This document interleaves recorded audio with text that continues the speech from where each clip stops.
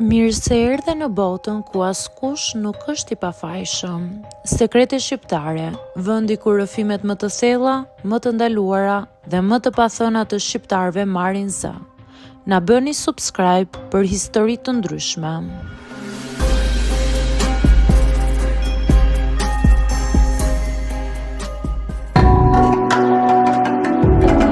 Me një dosje në sqetull dhe me shumë stres në stomak. Nuk ishte hera e parë që përballesha me zyra, vula dhe fjalë ligjore që nuk i kuptoja plotësisht, por ishte hera e parë që ndihesha kaq e pambrojtur. Çështja ime ishte serioze për mua, një problem që më rrezikonte punën dhe stabilitetin. Kisha nevojë për ndihmë profesionale. Avokati më priti shumë korrekt, kostum i rregullt, zë i qetë, fjalë të zgjedhura. Më la të flisja, i shpjegova gjithçka me radhë. I dhash dokumentet, i tregova frikën time se mos e humbisja çështjen. Ai dëgjonte, bënte shënime, tunte kokën. Në atë moment mendova se kisha bërë zgjedhjen e duhur. Pastaj filloi të ndryshonte toni i zërit. Më tha që çështja është e ndërlikuar dhe kërkonte kohë për kushtim dhe lidhje. Më foli për tarifat. I thash të vërtetën që nuk kisha aq para sa ai kërkonte. Heshti për disa sekonda, më pa gjatë, jo si më parë. Ishte një vështrim që nuk ishte lidhje me dokumentet. Tha diçka të tillë, ka dhe mënyra të tjera për t'u marrë vesh. Në fillim bëra sikur nuk e kuptova fare, i kërkova sqarim.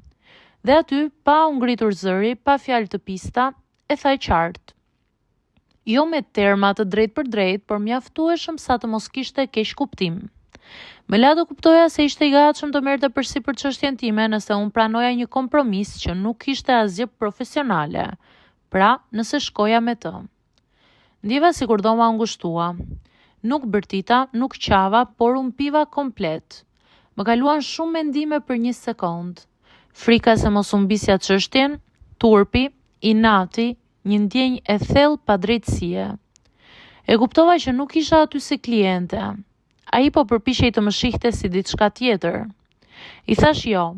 Zëri më dridhej, por e thash. U ngrita, mora dokumentet, u përpoq që të ma zbuste situatën. U përpoq të akthente me shaka, sikur unë po e teproja. Kjo më zemëroi akoma më shumë, sepse e kuptova që nuk ishte hera e parë që ai e bënte. Dola nga zyra dhe u ndala në korridor. Më duhej të merrja frym.